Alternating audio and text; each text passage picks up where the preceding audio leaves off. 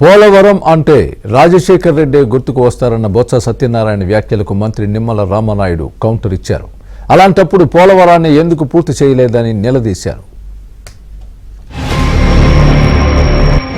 కేంద్ర ప్రభుత్వంతో ఈ ప్రభుత్వం సంప్రదించిన తర్వాత ఉన్న సమాచారం ఏంటంటే రాష్ట్ర ప్రజలకు అందరికీ ఆందోళన ఏంటంటే ముఖ్యంగా ఉత్తరాంధ్ర ప్రాంతంలో మా ప్రజలకి అలాగే రాయలసీమ ప్రజలకి ఏదైతే ఎత్తు తగ్గిస్తే రాబోయే ఇందాక విద్యుత్ శాఖ మంత్రి గారు ఏదైతే మాట్లాడారో 900 మెగావాట్ల విద్యుత్ ఇస్తున్నారో లేకపోతే రాయలసీమకి వచ్చి మిగిలిన వెళ్ళాలన్నారు, మా సుదృష్టం తవ్వాలన్నారు, వీటికి అన్నిటికీ ప్రమాదం వచ్చే పరిస్థితి ఉంది.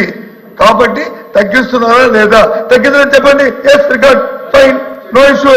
అదే ఆ మాట చెప్పండి. స్వర్గీయ రాజశేఖర రెడ్డి గారికి వస్తారు.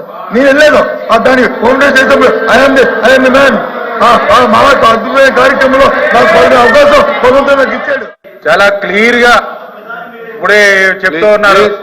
రాజశేఖర రెడ్డి గారు ప్రారంభించారు. మరి నేను అడుగుతూ ఉన్నా, మీకు ఆ రోజు మరి 151 సీట్లు ఇచ్చారు, 50% ఓట్లు ఇచ్చారు, 14 నుంచి 19 దాకా ముఖ్యమంత్రిగా మరి ఉన్నారు.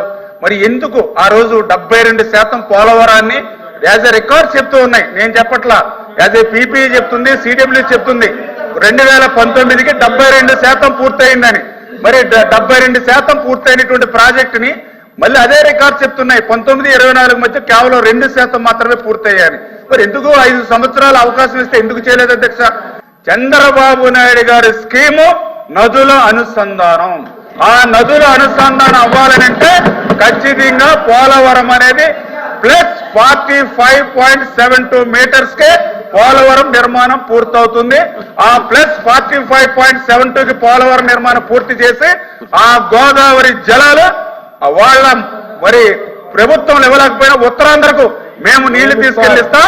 అదేవిధంగా వాళ్ళ రాయలసీమకు కూడా మేము నీళ్లు ఇస్తామని చెప్పి మీ ద్వారా తెలియజేస్తాం.